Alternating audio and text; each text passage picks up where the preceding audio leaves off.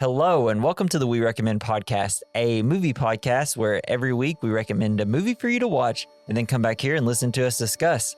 I'm Jesse. Yeah, I'm Jason. Do you know what your problem is? I could think of a couple women to be happy to tell you. Hey, got him! Because this week we recommend War of the Worlds. Really had to fish that one out, didn't we? Yeah.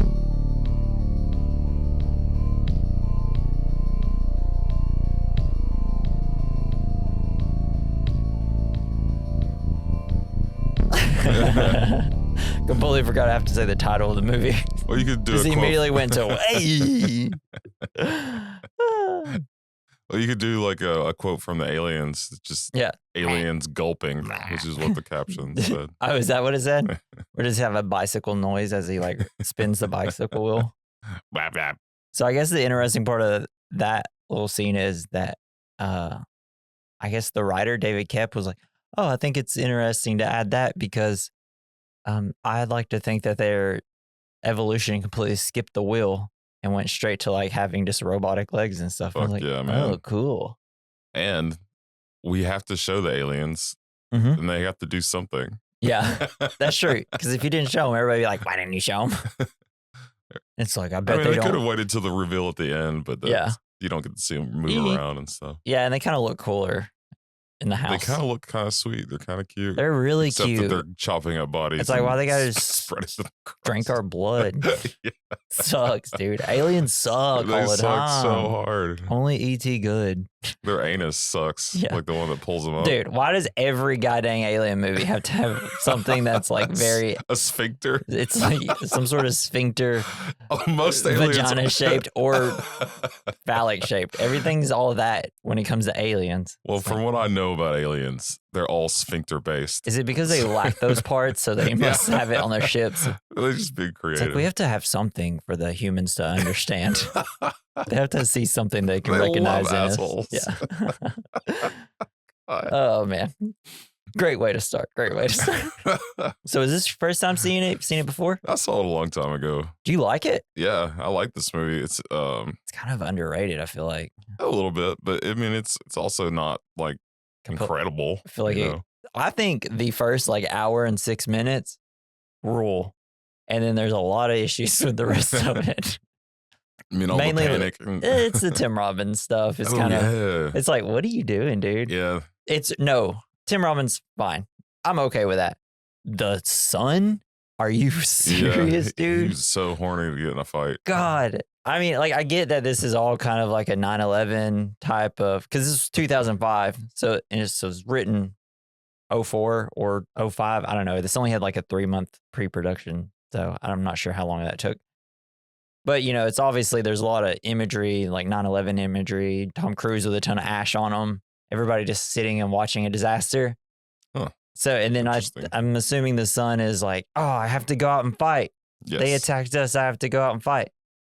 But it's so dumb. It's How much he just wants to go fight.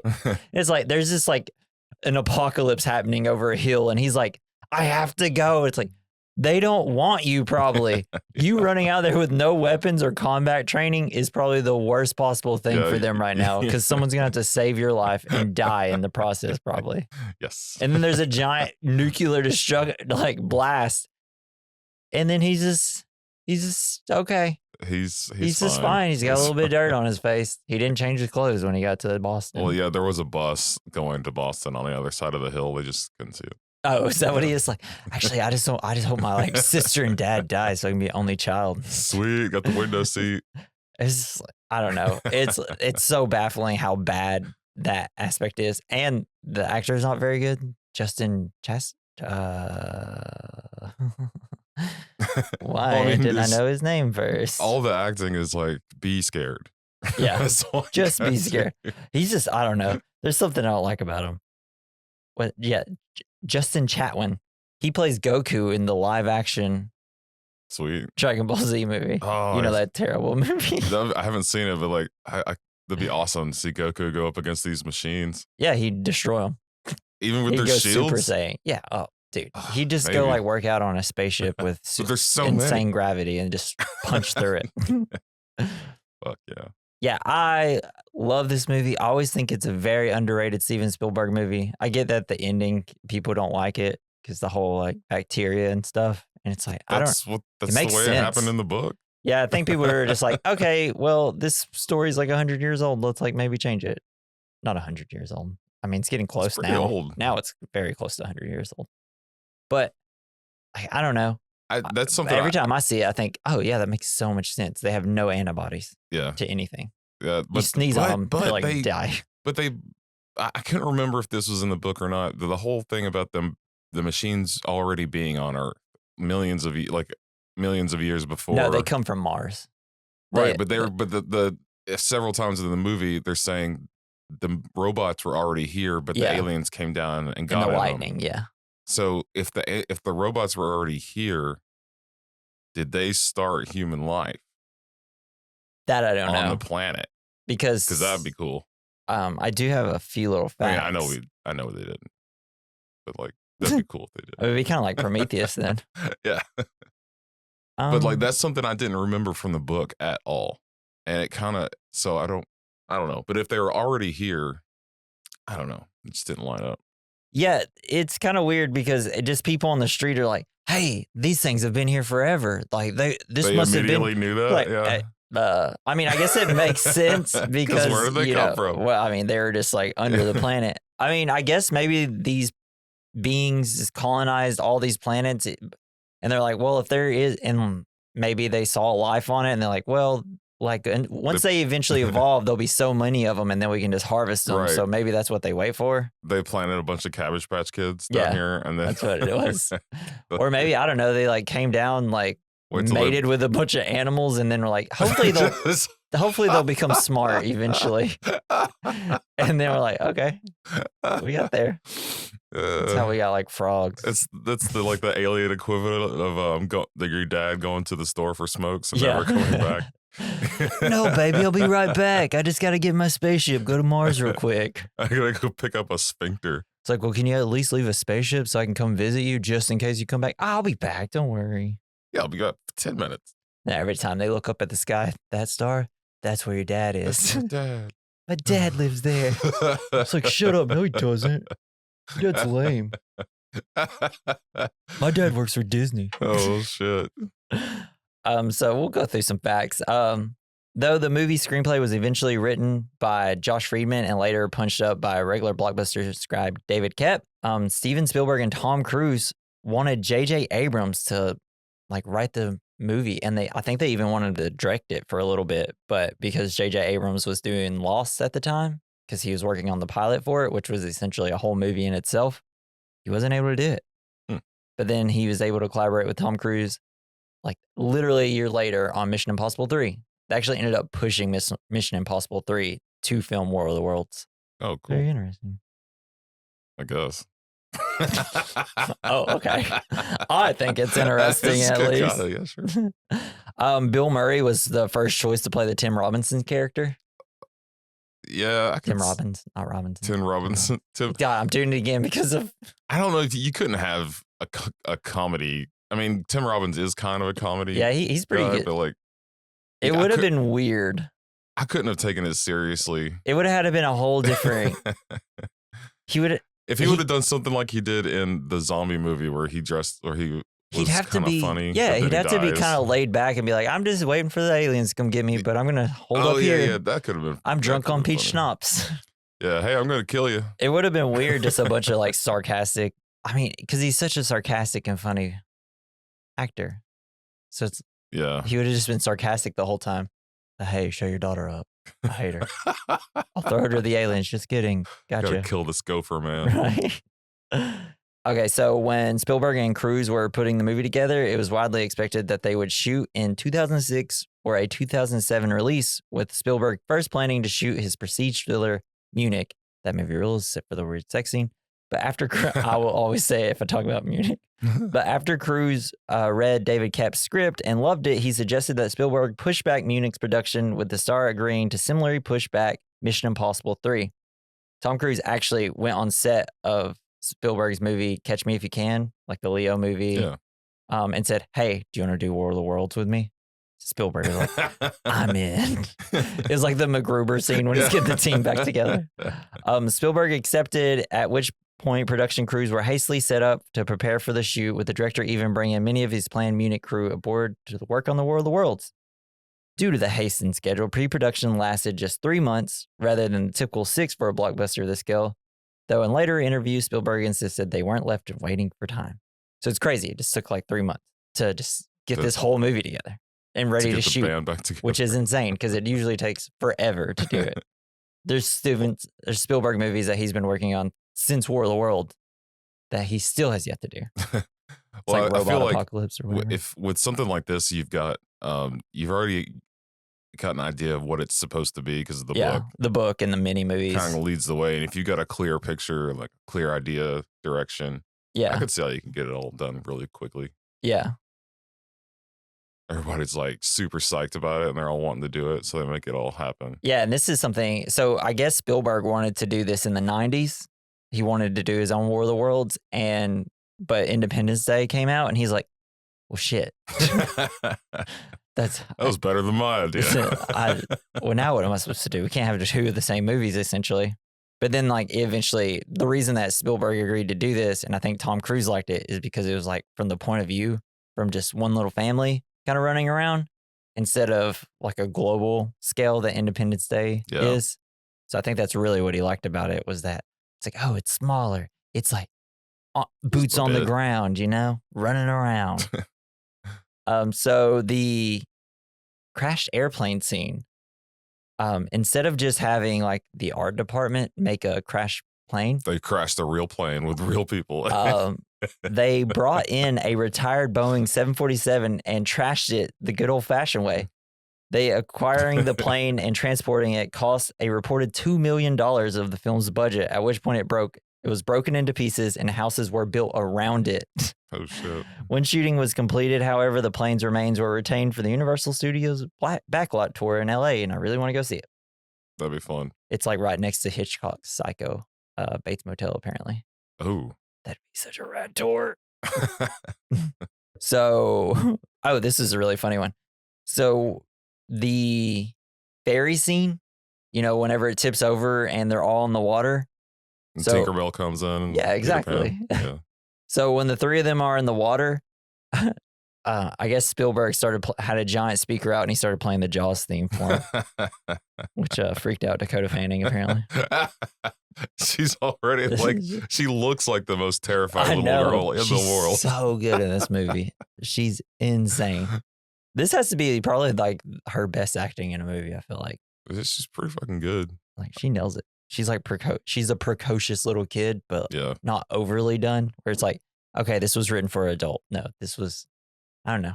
She crushed it. You can just see her working things out in her head whenever she's terrified, or when she doesn't know what's happening. She's like, or she's in shock. What? Yeah. And then she you see her emotionally figure it out through her face, and it's like, God dang, this kid's a good actor. Yeah. This is insane. So in a report from Vanity Fair, Spielberg and Cruise's working relationship soured somewhat while the pair were promoting the movie, because this is when the whole Oprah thing happened. Which Oprah thing?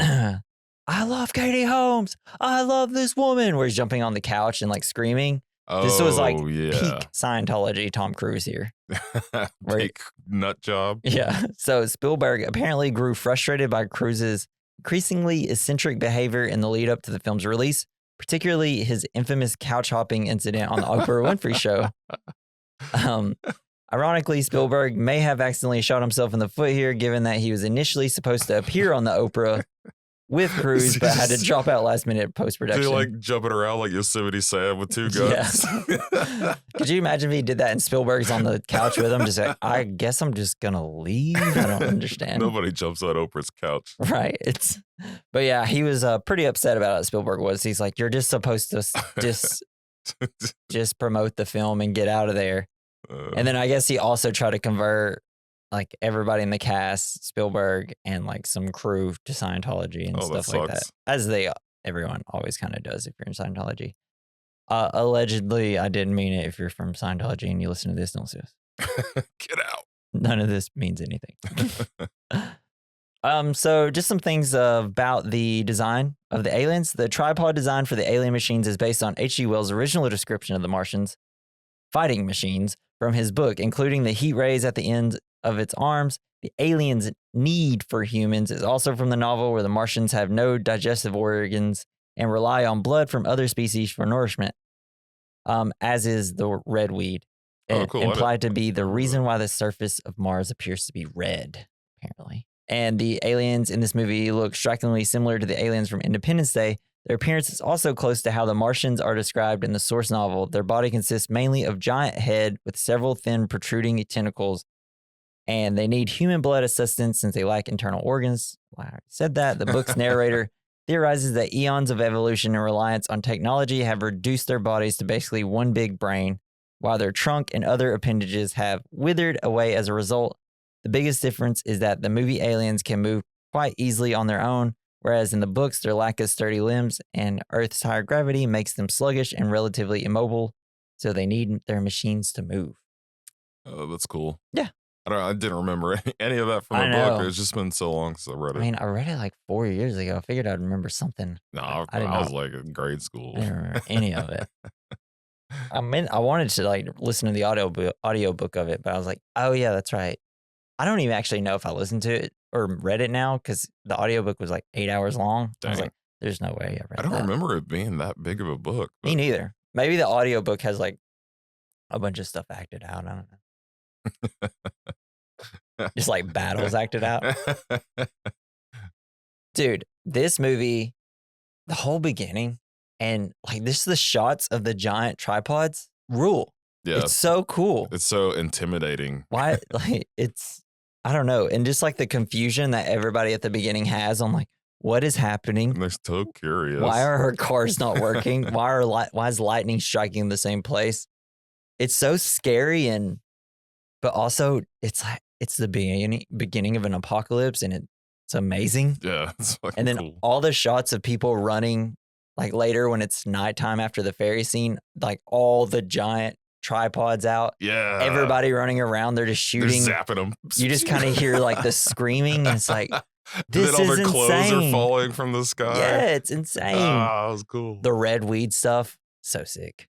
And there's a point when you see from a distance the tripods are attacking the humans, and you hear the screaming, and I was like, oh, this is where, dang, I'm like, there is no way that Jordan Peele did not watch War of the Worlds when making Nope. Like, cause I just feel like the distant screaming and like seeing light, and then all of a sudden no light, and then just like, what is happening? And then screaming, stopping. How to create confusion. Yeah. And it's just, I don't know.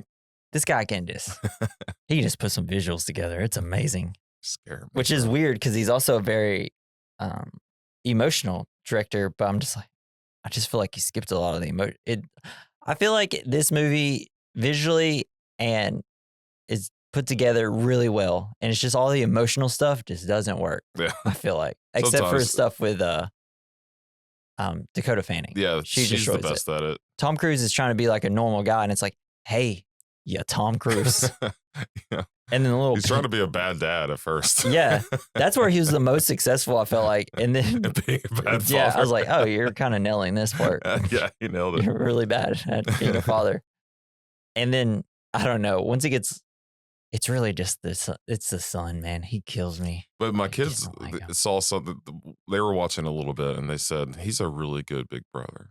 It's like, oh, that's sweet. Well, yeah, he is really great. I mean, to the point where, like, when he's ready to run away with the military, she's like, "What am I going to do without you not being here? Who's going to take care of me?"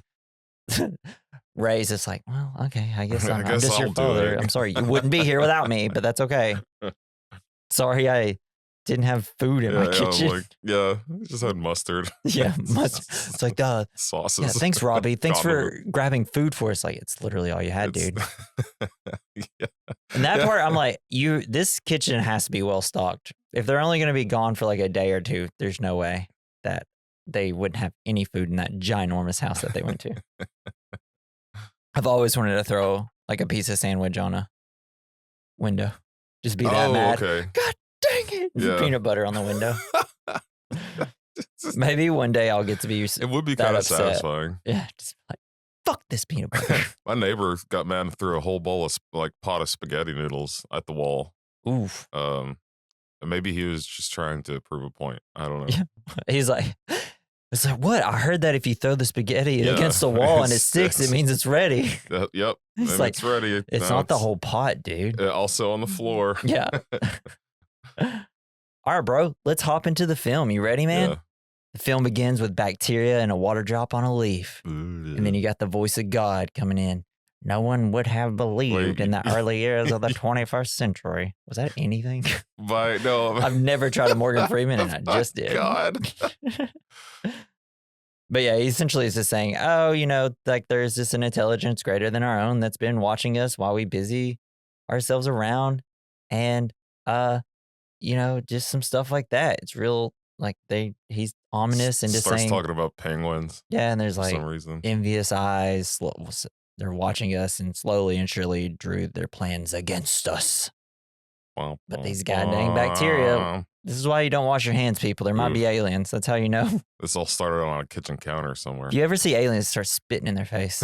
Yeah. How you feel now? Yeah. I mean, it is the aliens' fault that they died, that they didn't have, spacesuits on. Yeah. You figure they can't be that smart, right? They lasted like a couple of days. Yeah. I think. Just like a day or two. See, they sleep through like 4 days. So yeah, they lasted 4 days. You're so smart. Where's your antibiotics? Yeah. They're anti-vaxxers. They didn't believe in it. They voted for Donald Trump. Makes so much sense now. So we meet Ray Farrer, played by Tom Cruise, a container crane operator, something I've always wanted to try. It looks hard and dangerous. It looks so cool though. Yeah. God. I mean, I'm just like, that's literally how they see. They're just literally looking down with a giant container under them to like adjust. I think so. I was like, is there no cameras that they can kind of watch? That's terrifying. I want to do it so bad. We learn that he's estranged from his children and is visited by his ex-wife, Mary Ann, who drops off their children, Rachel and Robbie, at his house as she is going to Boston to meet her parents. Also is accompanied by her like new boyfriend or whatever. They got her pregnant. New husband. Maybe. He got her all impregnated it up. Yes. And the kids seem to like the new husband, so. Tim. Yeah. Seems nice. Yeah. Tim.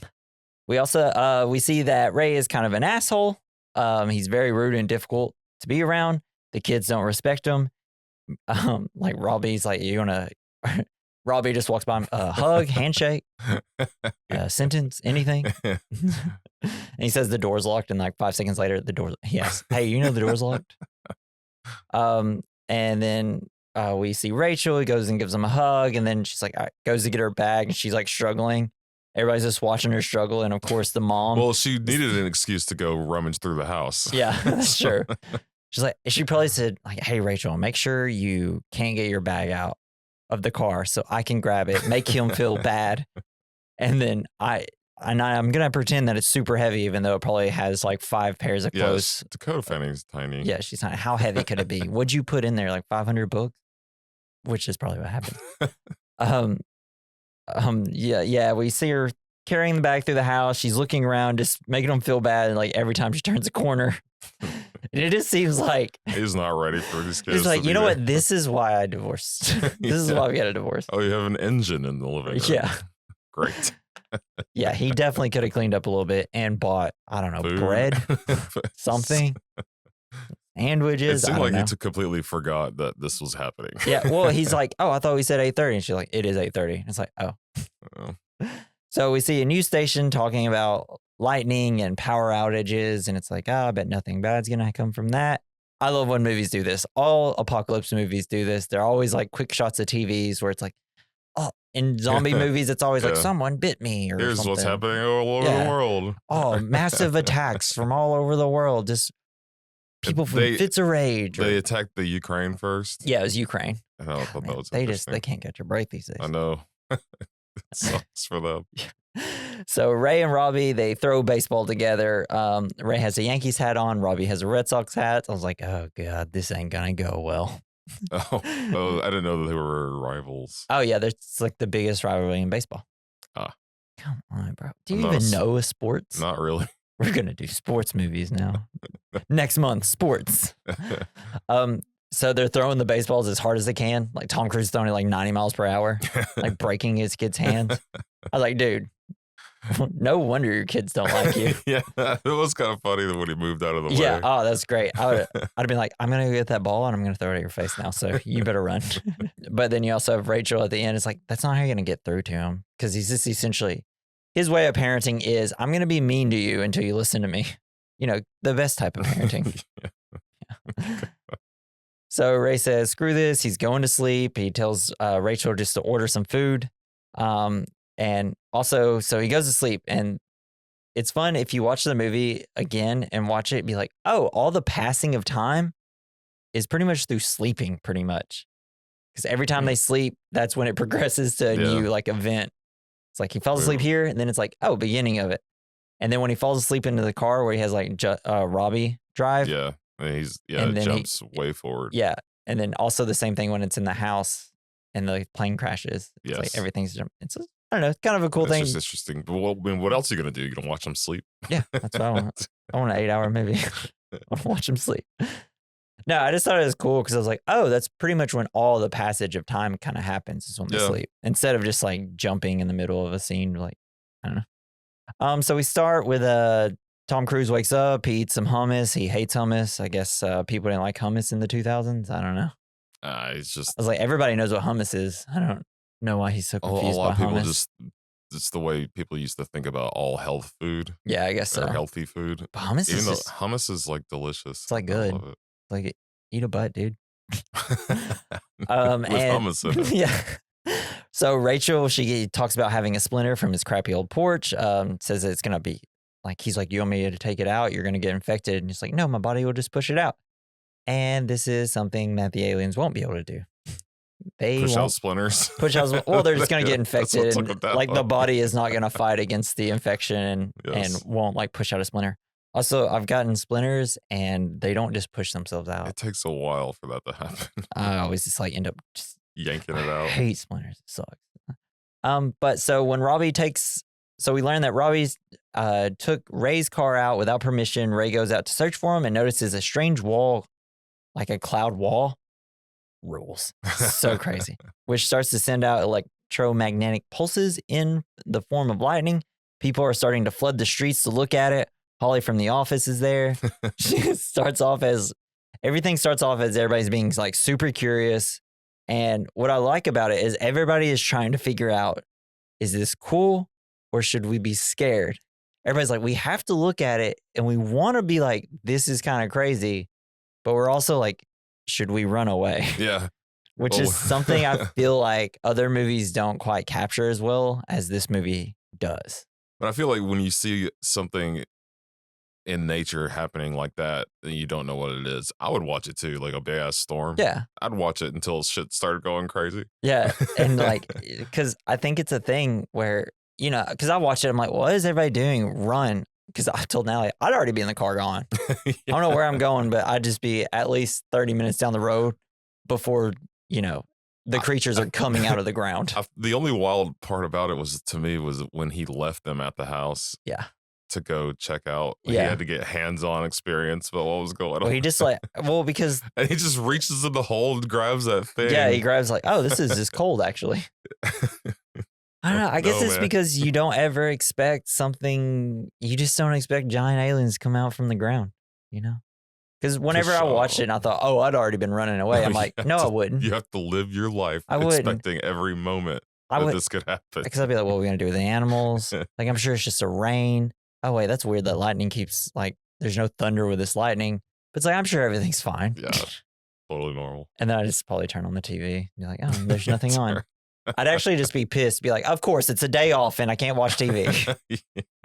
Every time. So at first, Ray, whenever we see him in the backyard, Ray is at first kind of having fun and just being like, hey, Rachel, this is cool. She's immediately like, what the hell is this? I want to go inside. And he's like, no, it's fine. And then it starts getting closer and kind of scarier. And he's like, okay, let's go inside. And then he's getting scared, and then Rachel's getting more scared. Well, they almost get hit by debris, too. Yeah. It's like, finally. It's like I guess we should go. And instead of like trying to hide his fear, he's like just kind of freaking out with Rachel. And it's like, dude, you're the dad. You have to chill. Let me leave you here alone. That'll make you feel better. Yeah, it's so wild. So the lightning disables all electronic devices in the area, including cars, forcing Robbie to return. Ray leaves to investigate, telling Manny, the local mechanic, to replace a solenoid on a dead car. Because and that fixes it. Yeah, I don't understand how cars work, so I can't even complain about the scene. Except I remembered it being a solar powered car for some reason. Oh, really? And then I saw this scene. I was like, "Where's the solar powered car?" It was never there. You just heard solenoid. I heard solenoid. Solar. And I don't know if this works. And I like how it's the mechanics. I mean, why didn't you just try it, mechanic? I know he said, I told you. And it's like, hey, don't blame this guy. It's your shop. Yeah, you're supposed to know this. Like, you just do it. Just be like, no, I don't believe you. I'm doing it. Wait till Tom gets here. Yeah. And I'm like, is the whole reason that he's a car guy, is this so he could do the solenoid line? Yes. That's the whole reason, right? There's no other reason for him to be such a car guy, except just for it'd be inconvenient if you have a motor in your kitchen, even though he's got a garage, and to say the solenoid joke, right? I mean, that's the whole reason he's a car guy. He's a car guy, and they know it. Yeah. So Ray reaches the place where the lightning struck and finds a hole has appeared in the ground. They touch the hole, and it's freezing instead of hot. The hole. Yeah.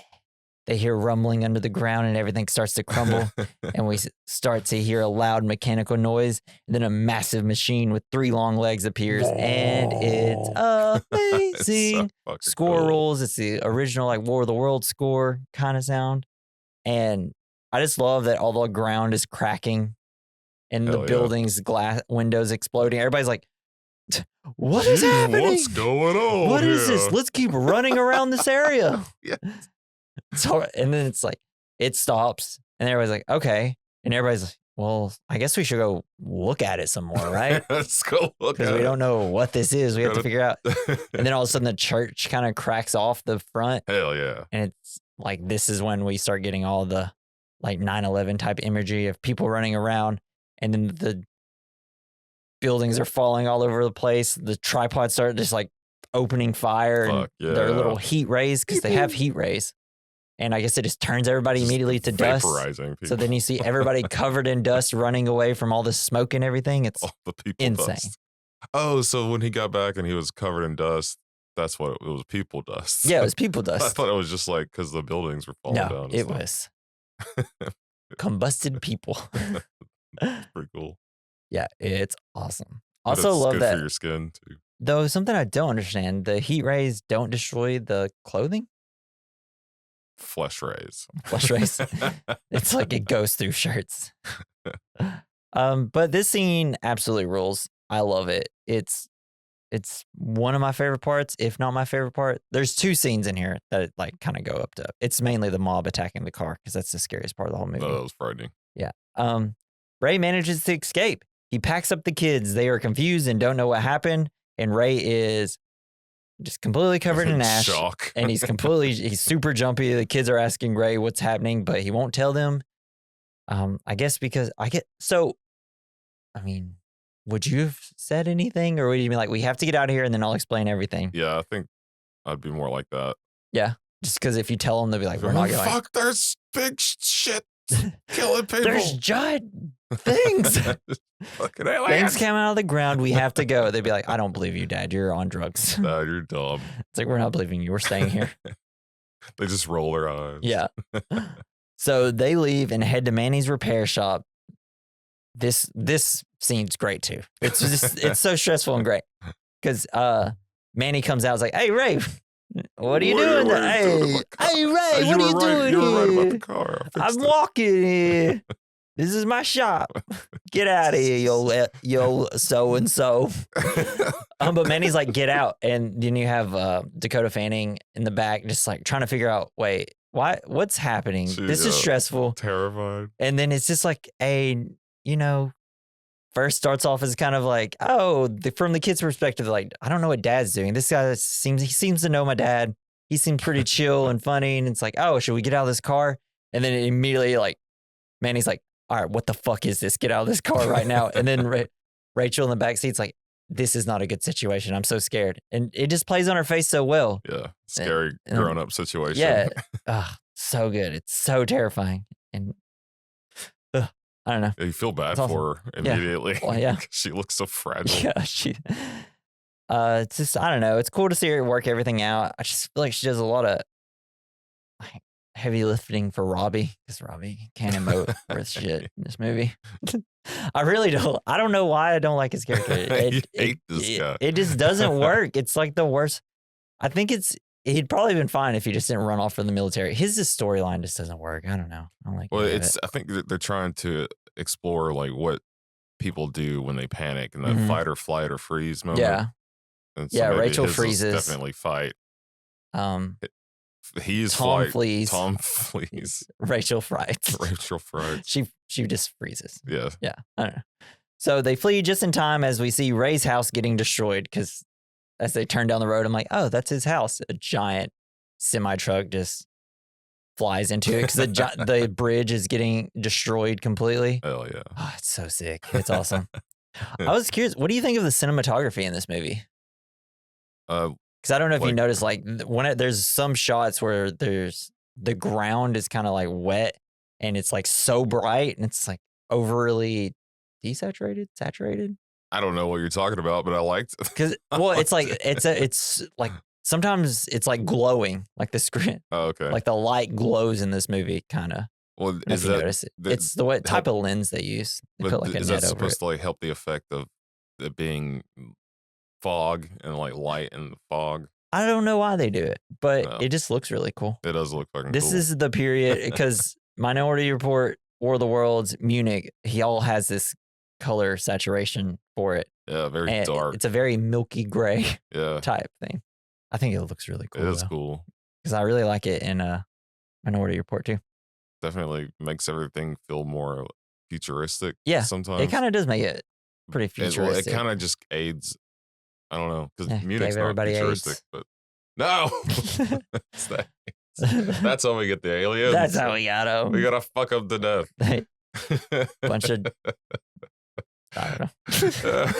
So while on Mr. Garrison from South Park. So they make it on the interstate and we get a great like wonder shot where the camera's just on a crane and just kind of spinning around the car while they're driving and like all the windows are CGI and they're.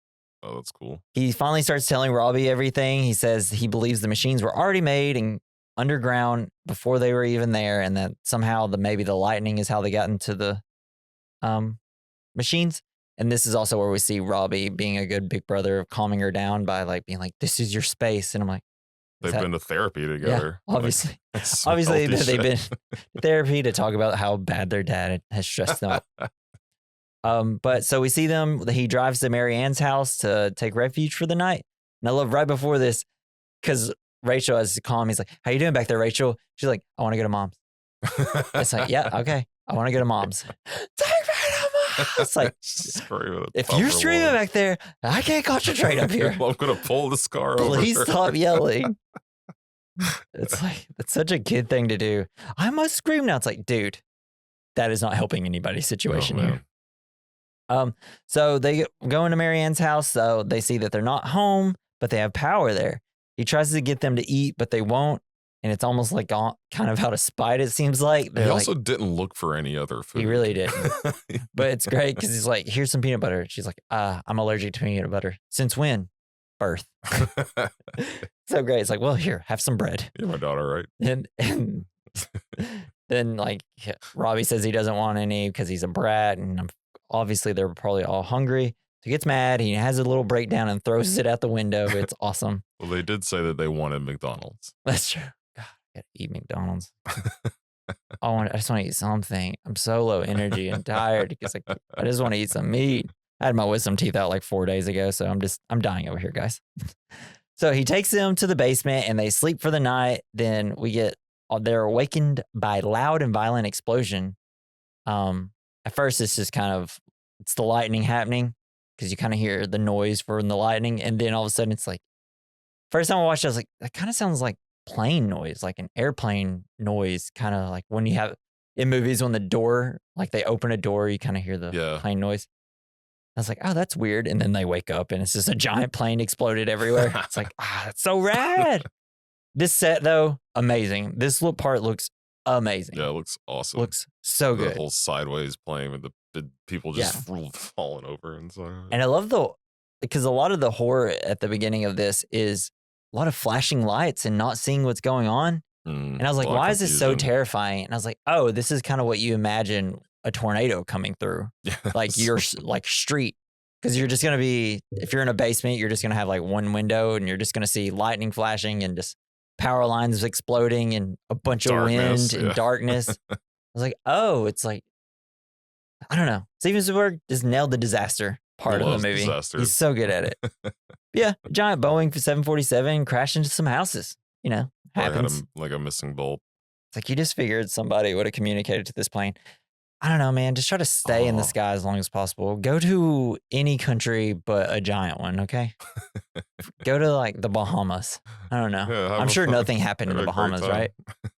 just chilling on the beach. One little tripod in the Bahamas. It's just like with a drink with an umbrella. Yeah, it's just.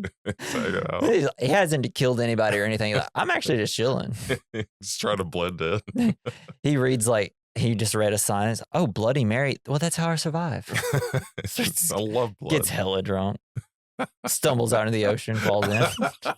Zapping little crabs all over the place.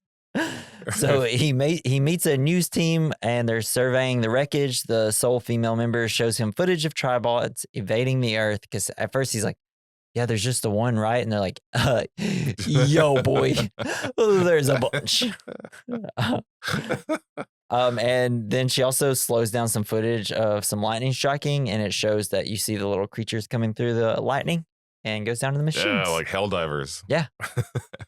Kind of unnecessary part of the movie, but, you know, I think Spielberg's smart in realizing, like, people are going to be so pissed if we didn't see this. You gotta explain, like, how did if they're claiming that they're already there, then how did they get into them? You have to. Well, it's like, I would assume that as light. I just feel like it's like, really? You met this news crew and they just so happen to have footage and also their car's working for some reason, even though no cars work.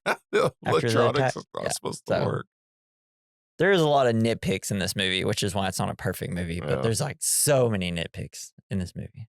But maybe if they also, the writer wrote this in one draft and I'm like, man, 3 more drafts, you would have nailed it. Second go you would have really nailed it, man.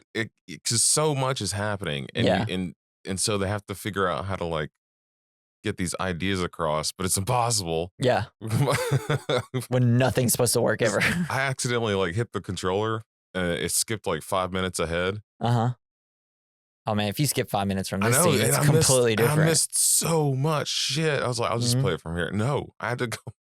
Because the movie doesn't really slow down until the second half, like the last 50 minutes, when it's like all in that house. And it's like, oh, this is just where we are for 30 minutes of the movie for some reason.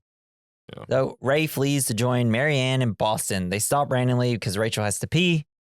And of course, they're still not taking any of this seriously because Ray's like, guys, don't. Like we got to stay close to the car. Someone might steal his car. But like, what? There's nobody around. I was like, I don't care. She's running off to a tree. And then she just runs like a mile down the road to go pee. It's like, dude, there's like trees you passed that you could have went down. But it's all just so we could, see the dead bodies floating down the river. Which another nitpick is, cool. Why are these bodies in the river? I don't know. Yeah, they're supposed to be evaporated. They either get evaporated or they get picked up by the monsters that we see. So maybe they fell off the bridge. But I know why it's actually there. Because it's rad as it's a cool scene. Fuck. It's awesome. And it's just like, it's creepy as hell. What's something cool in a movie? What if a small girl sees one body and then slowly millions of bodies come down this river? It's rad. It's awesome. And then you get to see him be a good father by just picking her up and covering her eyes and taking her away and just be like, I told you to stay nearby. I don't know why you had to go all the way into the woods to do this. But we also get the line that Ray wants to take back roads because he doesn't want people to know he has a car. So he's trying to stay away from people. They're all like, "What? That's stupid." Well, we'll figure out soon. And then terrible. This is where the movie just like starts kind of, it's like, what are we doing here? We see some military guys like driving by, and he's like, "Hey, let me on! I gotta get up there." It's like, dude, they're like, no. Stop being an idiot. You don't know how this works. You look like you're 15 or 16 probably. Like you're definitely in high school. We're not taking you. It's been like 12 hours. We haven't started to enlist the populace yet. Yeah, it's like, we're still figuring this out ourselves, okay? We don't want you yet. It's like, also, you don't look like you fired again. Yeah. It's so wild. But this is like a big fight with Ray and Robbie. And then Rachel comes up, who's going to take care of me when you're gone. And it's bad, but I don't know. Whatever, right? You can get by. It's only like 2 seconds. So they are forced to, so then they drive on, and Ray tries to make his son happy, be like, hey, you want to drive? And he's being a douche about it a little bit, but then he eventually does drive. Later that night, they're in this town. We see a sign that says it's going to the Hudson Ferry or whatever. And you see all these people just kind of walking. At first, nobody's realizing they're in the car. This may be the best scene of the movie. I'm not sure. So scary. And then Robbie's like, Dad, I don't know what to do here. Yeah. They should have just, as soon as he saw people walking, it's like, hit reverse. Well, it was dark, dude. Backwards. Don't continue driving into this like giant city full of people. Yeah. I don't know. But I guess you have to take the ferry to get there. Probably add like 4 hours to your drive if they didn't. So they get there, and people just start, at first people were just like, oh, there's a car. What? We want to be in the car. There's a drivable car.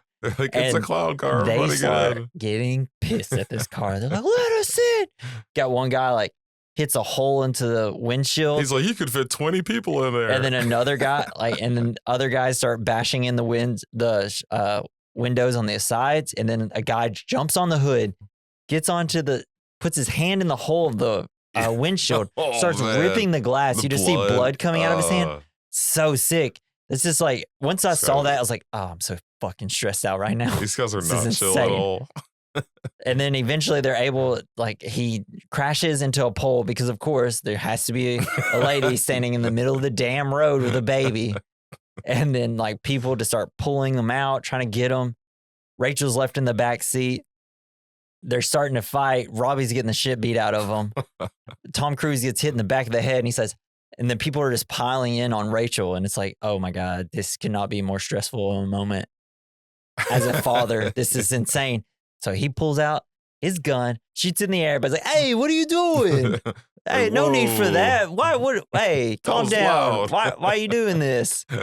But literally, like the lines from these people are like, hey, calm down. Why? No need for that. And I'm like, what are you talking about? He should just start firing at this point.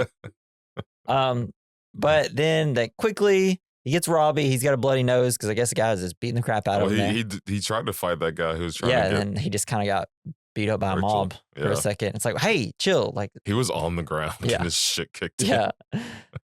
And then we just hear Rachel scream because a guy behind Tom Cruise has a gun. And he's like, yo, I just want my car. I just want my daughter. I just want my daughter.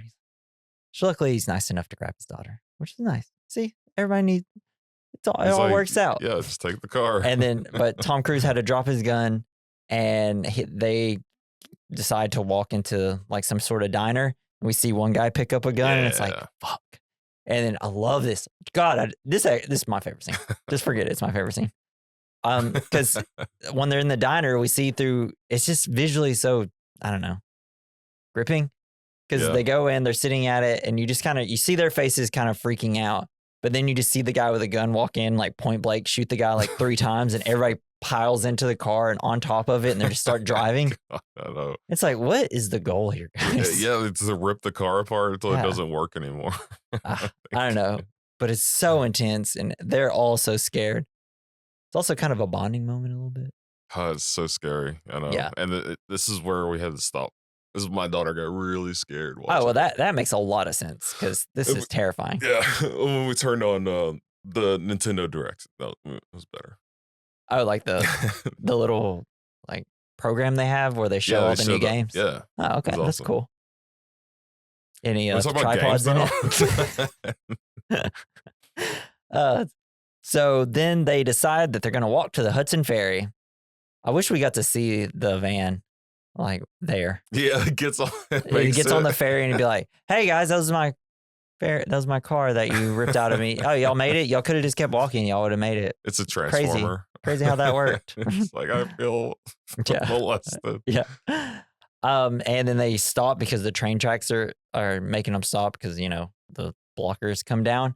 And then we just see a flaming train. I'm Yeah, like, that was hell sick. yeah, dude. It's so long too. Everybody's like, well, this is a good sign, I guess. I don't know where that came from, but I hope we're not going that direction. And just when they get to the ferry, a tripod shows up. And it's this beautiful, amazing, excellent, dope, rad as shit shot of the tripod standing on the hill.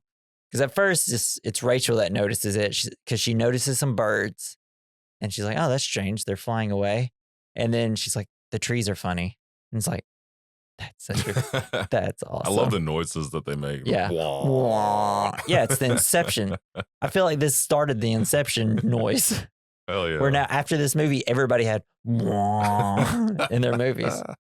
I'd love a documentary on just that sound. Just like the evolution of wah. The evolution of wah. Yeah.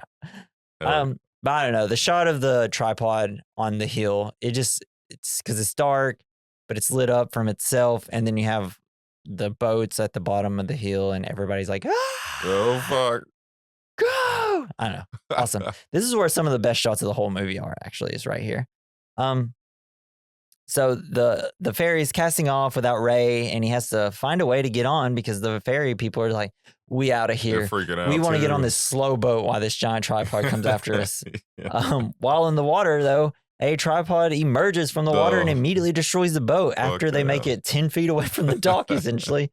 There's no escaping these fuckers. Oh, and it looks so rad because there's a bunch of them because we see it in the water and it's just snatching people out of the water. Yeah, that was cool. It's so great. Oh, this part rolls. Just fishing them up. Yeah. It's just, but they're able to make it through the shore. And you also, while they're in the water, you see people in their cars just like slowly filling up with water and stuff. Yeah, that was sad. I'm like, oh, that sucks that you can't Get out. roll your windows down because there's no electronics. So you can't like fix any of this. Yeah. Close. Do you think the aliens are up there like snatching people out of the water, just like a claw machine game? Yeah. You know? The claw. But it's from Toy Story. Yeah, Toy Story. The claw. God, we gotta do Toy Story. A cool soon. twist. Yeah. They look just these giant gnome looking creatures come out and just waddle around. Just drinking blood. Yeah. It's like they weirdly drink it like cats too, so it's real gross. So it's funny again.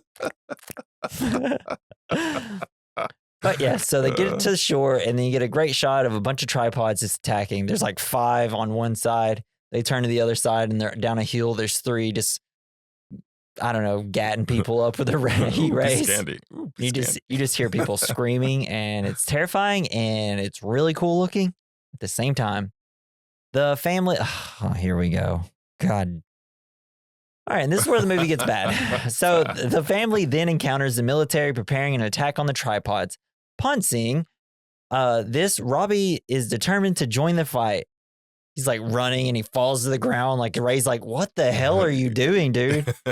But Ray sees the determination on his face and is like, I like to think that Ray's just like, fuck it, I don't care. He's like, I can't stop you know anymore. what, this kid is annoying. You know what, go out. Hopefully you die. Your sister's Well, he also had to anyways. take care of the sister. But it's Rachel. weird because like you just see, because Robbie turns around and he's like trying to like army crawl to the military while Ray's on top of him trying to stop and determining on what let him go. And it's like, so it's this weird visual of literally like Robbie like, no, I gotta go. And it's like, what is this? Then he lets him go and it's like the slow crawl. And then all the army starts going and then Robbie goes with him. And then during all this, Rachel's being like, that was terrifying for me too. These parents were like, no, you can't stay here, which I get those parents. I mean, good on them to be like, there's this little girl that is all alone. And if they listen to her, it'd be nice. We'd be like, hey, do you see that man who's being weird with my brother right now? That's my father. Would you like to take me to him to make sure instead of just trying to drag me out of here?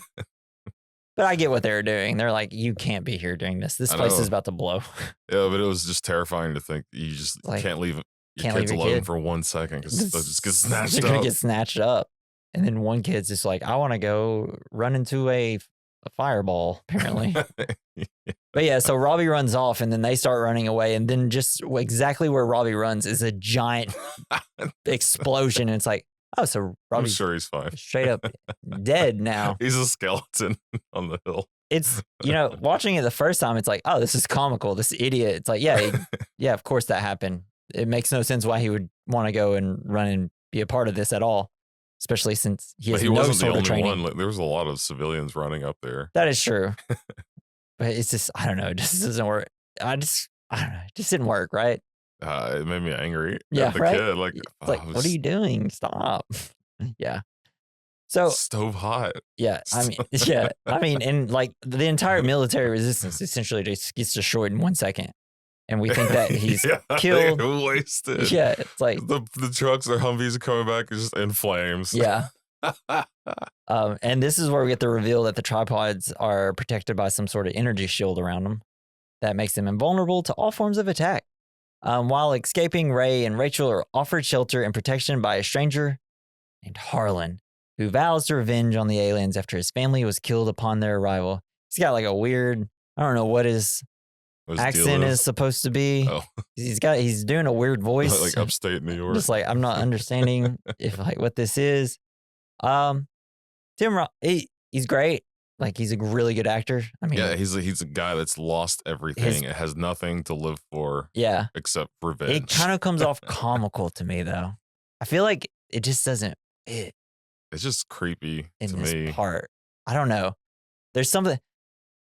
It's like almost like, could you just do a normal voice and just act a little kind of like? Act a little good. He's immediately kind of crazy to the point where it's like, I don't know, Tom, maybe run to a different house. Like, I don't know. This doesn't seem to work with. Immediately, I'm like, this isn't going to work with this guy.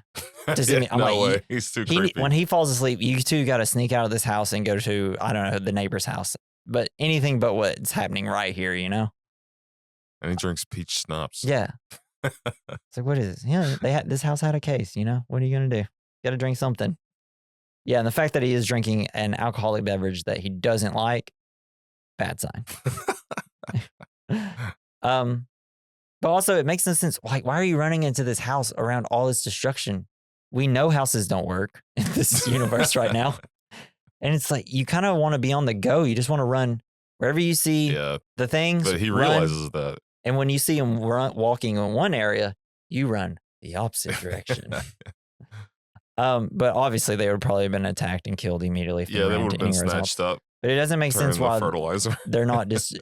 See, this is where it's just like the movies. It's like we needed a rewrite. we needed to work this out a little bit better. Still love the movie, but they're just looking at the script. This is amazing. Yeah. Holy crap! I really think that probably they all read the first hour of the script and was like, hell yeah, this goes. I'm in. Yeah. Then they're like, we'll figure out the second half when we get there. We have to keep going. Yeah. So while hiding in Harlan's basement, they witness the tripods spreading a strange red weed substance over the ground and avoid detection by aliens who arrive to explore the basement. It's that kush. Yeah, it is pretty wild. Just like everything's slowly starting to turn red, but they just see some of the weed, I guess, kind of. They look like veins. They're veins, yeah. They're like, I guess veins would be a better thing instead of red weeds. But you see it kind of coming through the window a little bit. Looks. Oh, it looks crazy. Like something out of Silent Hill. But yeah, so at first we see the kind of tentacle eye coming through, looking around, and Harlan's like, let me at him. Because he grabs an axe and he's like, I'm going to kill it. And Tom's like, dude, stop. Okay. Then he grabs another axe and plays a sweet riff. Yeah. Which attracts more aliens. But so they think that they're safe, and then immediately the actual aliens come down and they're kind of walking around. They do look relatively similar to the Independence Day. With all those sloppy tentacles. Yeah. And they're just smoother, They kind of look.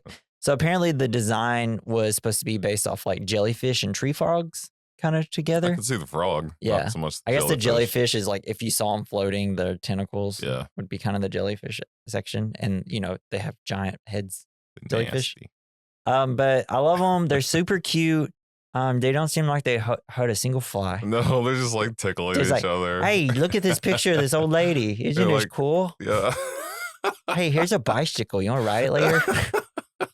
Whoa, what's this? Is this a can? Ooh, baseball cards. Yeah, this is cool, dude. Oh, I hope they have some magazines.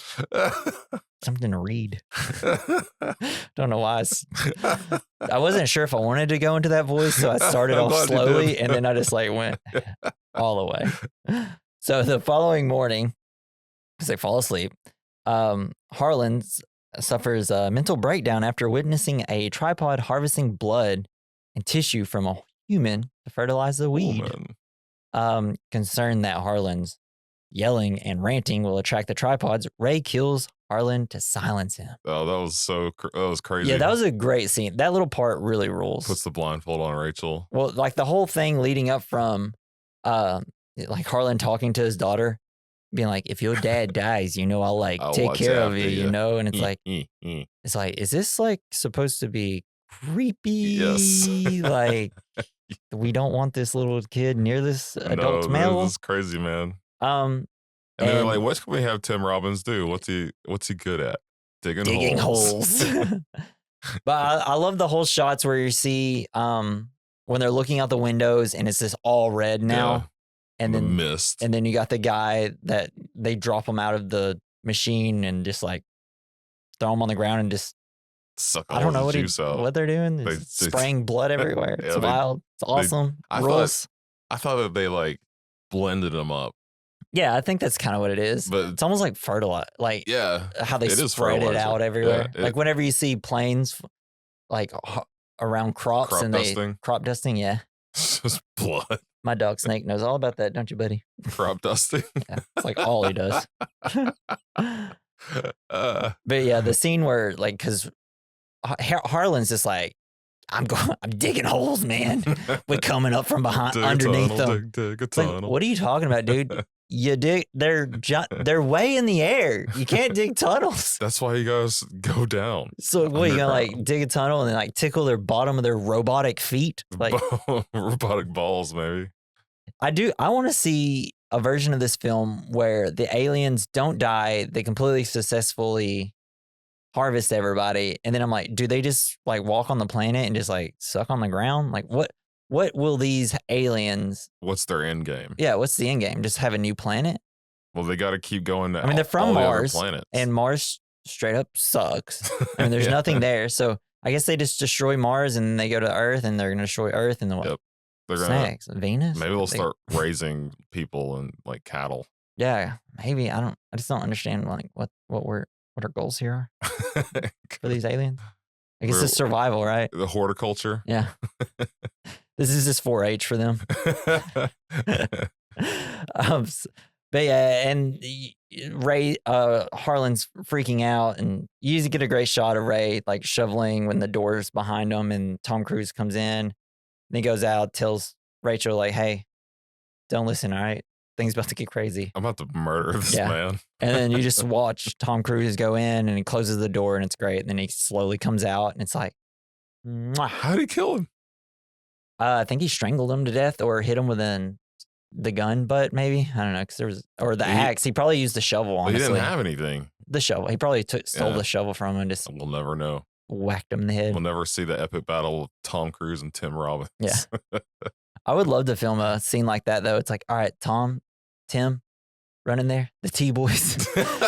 Run in there and just start grunting and making noises like you're fighting. Fucked him to death. Yeah. So Ray and Rachel's hideout is exposed when a probe catches them. Because like they immediately, after they do all that, like the probe's just like, maybe we should just go back into this house randomly for some reason. And they turn around, they're like, what? And Ray cripples the probe by using an axe, but Rachel is caught by a tripod. Great shot when she is caught, because it's like she looks up and like all the red veins underneath her. Where the hell was she? He ran out looking for her. I was like, and then she's just there. It's like, hey, he's like yelling for you. Could you say something? And he almost gets to her in that big shot where he's just running across the field. He just barely gets close. Yeah. And snatch her up. But man, the reveal whenever he leaves the house is amazing.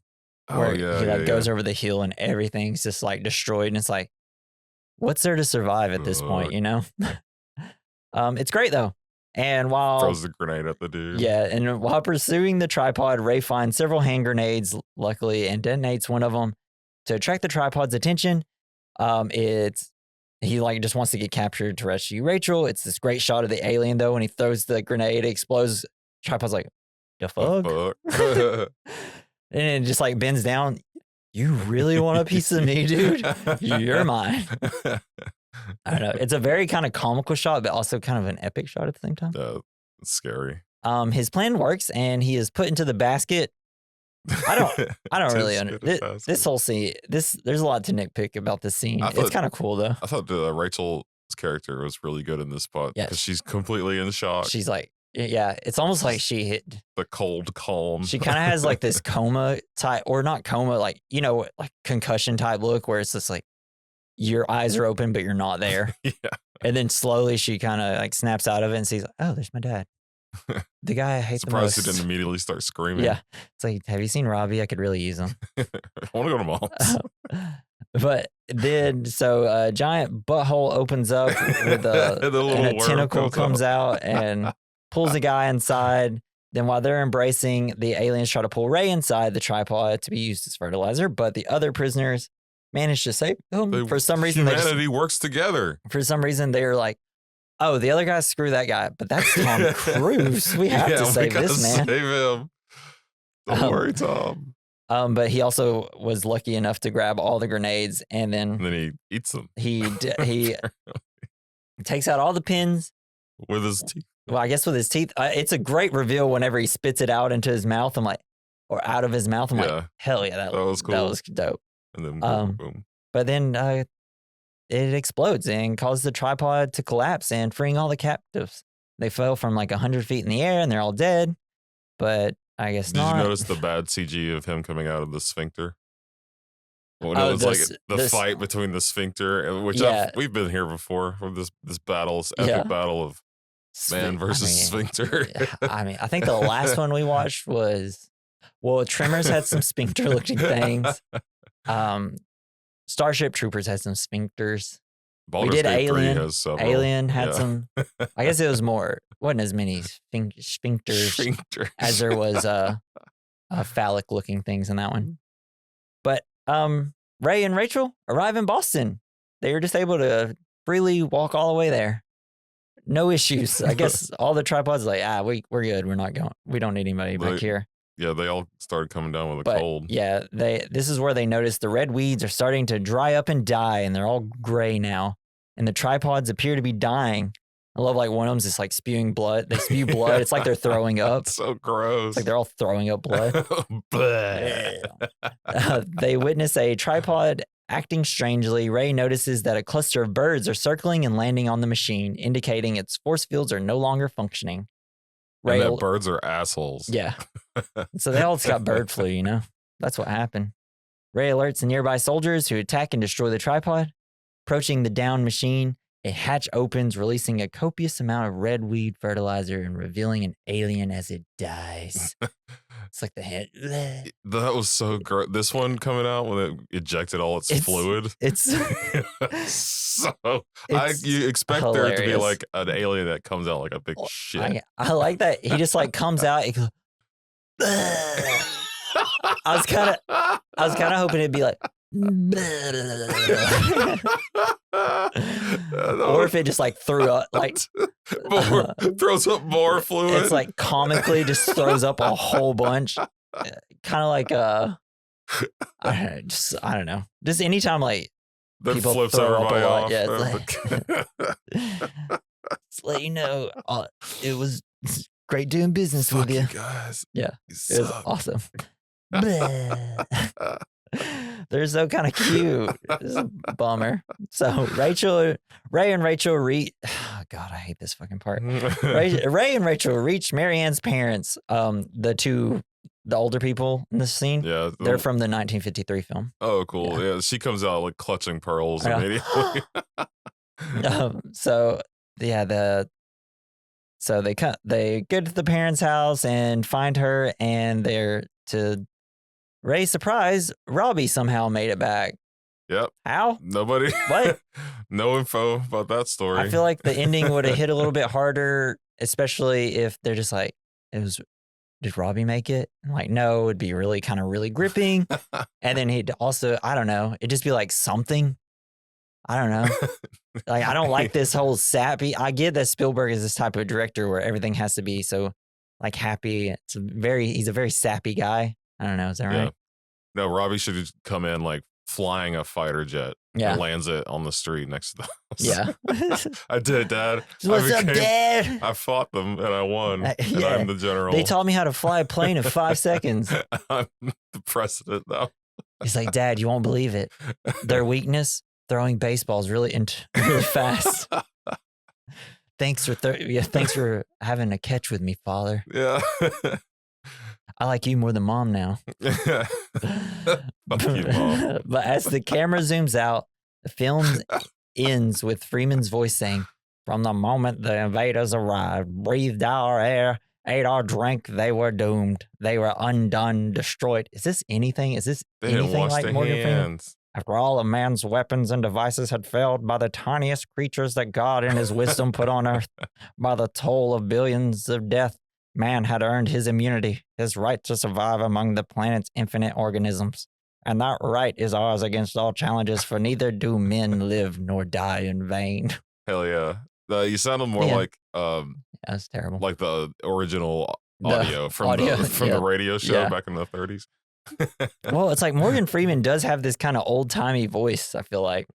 Yeah. I don't know. It's like you could just hear him on the radio. God. I would listen to that man talk about anything. So is this like a movie you recommend? Got any final thoughts about it? Man. It was so fun. Rip roaring, rad ride. Rad? Rip roaring, rad ride. I don't know, dude. I just really wanted to use some Mars. It was a really fun movie to watch again. I was glad I got a chance to. Disaster movies, they kind of all rule. And this isn't too overdone with CGI, which now is most disaster movies have become unwatchable because it's like, okay, cool. Like I could just play a video game, man. Like, if this is watch a cartoon or something. But yeah, alien invasion movies, love them. They're sick. Like I almost like all of them, even if they're bad. As long as they're not boring. They're all pretty fun. Yeah. And I think that's what maybe the second half of the movie kind of struggles with, is that you had all this great action.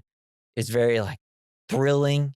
And I get that you kind of want to slow your pacing down of your movie because some people can get kind of tired of it, you know. But maybe just slow it down for 5 minutes with like a conversation instead of like just being stuck in this basement.